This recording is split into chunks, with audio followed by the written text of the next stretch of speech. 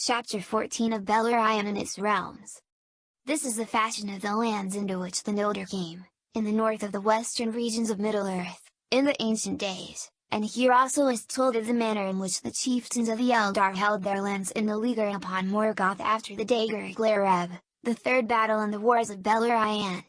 In the north of the world Melkor had in the ages past reared Edingren, the Iron Mountains, as a Finster citadel of Utumno, and they stood upon the borders of the regions of everlasting cold, in a great curve from east to west. Behind the walls of Edingren in the west, where they bent back northwards, Melkor built another fortress, as a defense against assault that might come from Valinor, and when he came back to Middle-earth, as has been told, he took up his abode in the endless dungeons of Angband, the Hells of Iron, for in the war of the powers of Valar, in their haste to overthrow him in his great stronghold of Utumno, did not wholly destroy Angband nor search out all its deep places. Beneath Edingren they made a great tunnel, which issued south of the mountains, and there he made a mighty gate. But above this gate, and behind it even to the mountains, he piled the thunderous towers of Thingerdrim, that were made of the ashen slag of the subterranean furnaces, and the vast refuse of his tunnelings. They were black and desolate and exceedingly lofty,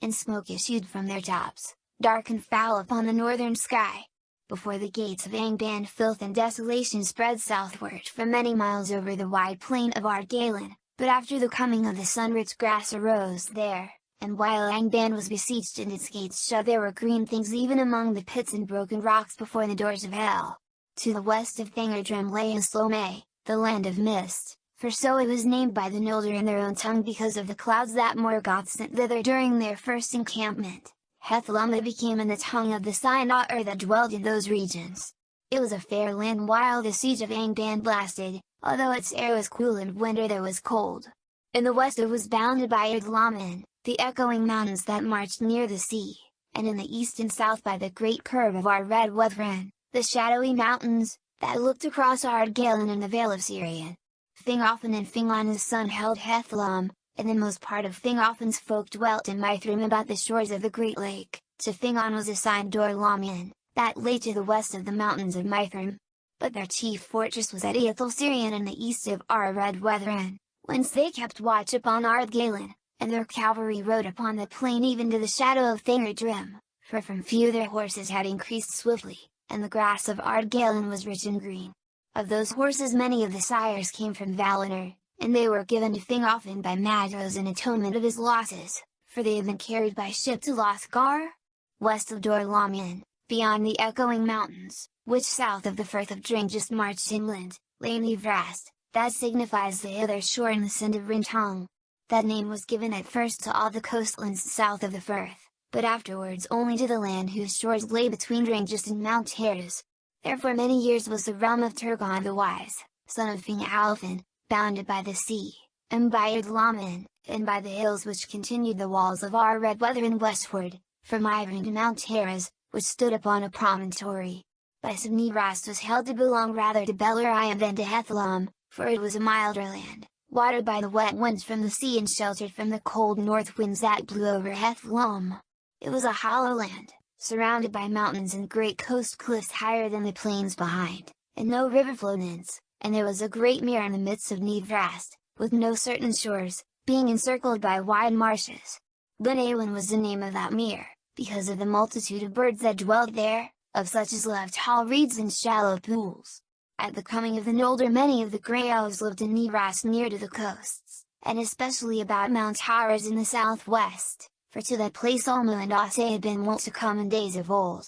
All that people took Turgon for their lord, and the mingling of the Noldor and the Sindaar came to pass soonest there, and Turgon dwelt long in those halls that he named Vinyamar, under Mount Heres beside the sea. South of Ardgalen the great highland named Dorthanon stretched for 60 leagues from west to east, great pine forests it bore, especially on its northern and western sides. By gentle slopes from the plain it rose to a bleak and lofty land, where lay many tarns at the feet of bare tors whose heads were higher than the peaks of Red Weathrin, but southward where it looked towards Doriath it fell suddenly in dreadful precipices. From the northern slopes of Dorthanon Angrud and Egner, sons of Finarfin, looked out over the fields of Ardgalen, and were the vassals of their brother Finrod, lord of Nargothrond. Their people were few, for the land was barren, and the great highlands behind were deemed to be a bulwark that Morgoth would not lightly seek to cross. Between Dorthanon and the shadowy mountains there was a narrow vale, whose sheer walls were clad with pines, but the vale itself was green, for the river Sirion flowed through it, hastening towards Beleriand. Finrod held the pass of Sirion, and upon the island of tall Sirion in the midst of the river he built a mighty watchtower, Minas Tirith. But after Nargothrond was made he committed that fortress mostly to the keeping of Orodreth his brother. Now the great and fair country of Beleriand lay on either side of the mighty river Sirion, renowned in song, which rose at Teathel Sirion and skirted the edge of Ardgalen ere he plunged through the pass, becoming ever fuller with the streams of the mountains. Thence he flowed south for 130 leagues, gathering the waters of many tributaries, until with a mighty flood he reached as many mouths in sandy delta in the Bay of Baller. And following Sirion from north to south there lay upon the right hand and west Beleriand the forest of Brethil between Sirion and Teglin, and then the realm of Nargothrond, between Teglin and Nerrig. And the river Nerrig rose in the falls of Ivern in the southern face of Dor-Lamin, and flowed some 80 leagues ere he joined Sirion and Nantathrin, the land of willows. South of Nantathrin was a region of meads filled with many flowers, where few folk dwelt, and beyond lay the marshes and isles of reed about the mouths of Sirion, and the sands of his delta empty of all living things save birds of the sea. But the realm of Nargothrond extended also west of Nerrig to the river Nidning, that reached the sea at Iglarist, and Finrod became the overlord of all the elves of Beleriand between Sirion and the sea, save only in the Falas. There dwelt those of the Sindarin who still loved ships, and Stradan the shipbuilder was their lord. But between Stradan and Finrod there was friendship and alliance, and with the aid of the Noldor the havens of Britombar and Iglarist were built anew. Behind their great walls they became fair towns and harbours with quays and piers of stone. Upon the cape west of Iglarist Finrod raised a tower of broad Nimrus to watch the western sea, though needlessly, as it proved, for at no time ever did Morgoth essay to build ships or to make war by sea. Water all his servants shunned, and to the sea none would willingly go nigh, save in dire need.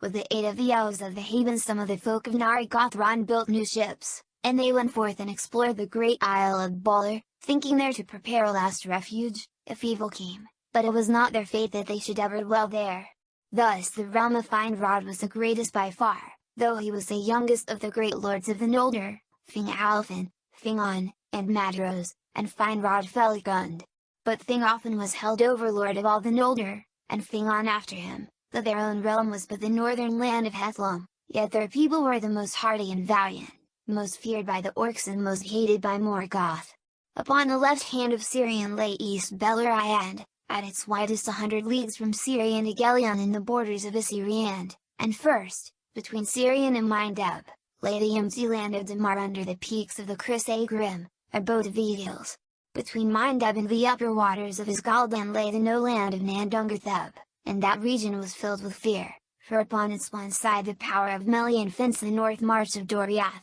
but upon the other side the sheer precipices of Idgorgoroth, mountains of terror, fell down from high Dorthan on. Thither, as was earlier told, Ungoliant had fled from the whips of the Balrogs, and there she dwelt a while, filling the ravines with her deadly gloom, and there still, when she had passed away, her foul offspring lurked and wove their evil nets, and the thin waters that spilled from Idgorgoroth were defiled, and perilous to drink, for the hearts of those that tasted them were filled with shadows of madness and despair. All living things else shunned the land, and the Noldor would pass through Nandungartheb only at great need, by paths near to the borders of Doriath and furthest from the haunted hills. That way was made long before, in the time ere Morgoth returned to Middle-earth, and if one fared upon it he came eastwards to Isguldan, where still there stood in the days of the siege the stone bridge of Iondi-Or. Thence he passed through Dor-Dainan, the silent land, and crossing the Ersiach, which signifies the fords of Eros, came to the north marches of Beleriand, where dwelt the sons of Fionor. Southward lay the guarded woods of Doriath, abode of Thingol the hidden king, and to his realm none passed save by his will. Its northern and lesser part, the forest of Neldorath, was bounded east and south by the dark river Isguldan, which bent westward in the midst of the land, and between Eros and Isguldan lay the denser and greater woods of Region. Upon the southern bank of Isguldan, where it turned westward towards Sirion, were the caves of Menegroth, and all Doriath lay east of Sirion save for a narrow region of woodland between the meeting of Teglin and Sirion and the mares of Twilight. By the people of Doriath this wood was called Nevrim, the West March. Great oak trees grew there, and it also was encompassed within the girdle of Melian, that so some portion of Sirion which she loved in reverence of Alma should be wholly under the power of Thingol. In the southwest of Doriath, where Raros flowed into Sirion, lay great pools and marshes on either side of the river, which halted there in his course and strayed in many channels. That region was named Aelinoial, the Twilight Meres, for they were wrapped in mists, and the enchantment of Doriath lay over them. Now all the northern part of Beleriand sloped southward to this point, and then for a while was plain, and the flood of Sirion was stayed. But south of Aelinoial the land fell suddenly and steeply, and all the lower fields of Sirion were divided from the upper fields by this fall, which to one looking from the south northward appeared as an endless chain of hills running from Eclairst beyond Nerrig in the west to Aminarab in the east, within far sight of Gelion. Nerrig came through these hills in a deep gorge, and flowed over rapids but had no fall, and on its western bank the land rose into the great wooded highlands of Tar and Feroth. On the west side of this gorge, where the short and foaming stream Ringwell tumbled headlong into Nerrig from the high Feroth, Finnrod established Nargothrond. But some 25 leagues east of the gorge of Nargothrond Sirion fell from the north in a mighty fall below the meres, and then he plunged suddenly underground into great tunnels at the weight of his falling waters delved, and he issued again 3 leagues southward with great noise and smoke through rocky arches at the foot of the hills which were called the Gates of Sirion. This dividing fall was named Dandra, the Long Wall, from Nargothrond to Randall, the wall's end, in East Beleriand. But in the east it became ever less sheer, for the Vale of Gelion sloped steadily southward, and Gelion had neither fallen nor rapids throughout his course, but was ever swifter than was Sirion. Between Randall and Gelion there stood a single hill of great extent and gentle slopes, but seeming mightier than it was, for it stood alone, and that hill was named Aminarab. Upon Aminarab died Enether, lord of the Nondor that dwelled in Assyriand, who marched to the aid of Thingol against Morgoth in those days when the orcs first came down in force, and broke the starlit peace of Beleriand, and upon the hill Madros dwelt after the great defeat. But south of the Andra, between Sirion and Gelion, was a wild land of tangled forests in which no folk went, save here and there a few dark elves wandering. Torim Duineth it was named, the forest between the rivers. Gelion was a great river, and he rose in 2 sources and had at first 2 branches, Little Gelion that came from the hill of Imring, and Greater Gelion that came from Mount Trier.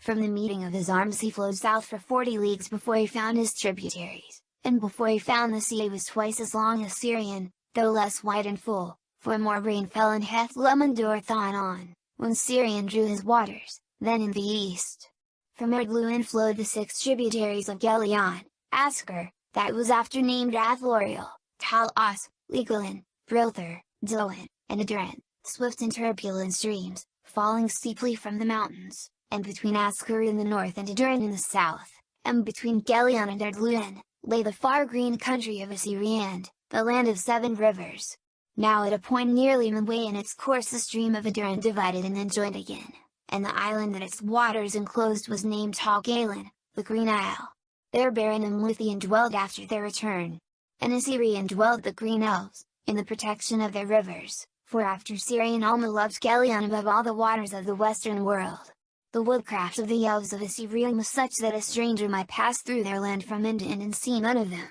They were clad in green in spring and summer, and the sound of their singing could be heard even across the waters of Gelion, wherefore the Noldor named that country Lindon, the land of music, and the mountains beyond they named Eglindon, for they first saw them from Assyriand. East of Dorthon on the marches of Beleriand Rim was open to attack, and only hills of no great height guarded the Vale of Gelion from the north. In that region, upon the march of Madros and in the lands behind, dwelt the sons of Fëanor with many people, and their riders passed often over the vast northern plain, Lovelin the wide and empty, east of Ardgalen, lest Morgoth should attempt any sortie towards East Beleriand.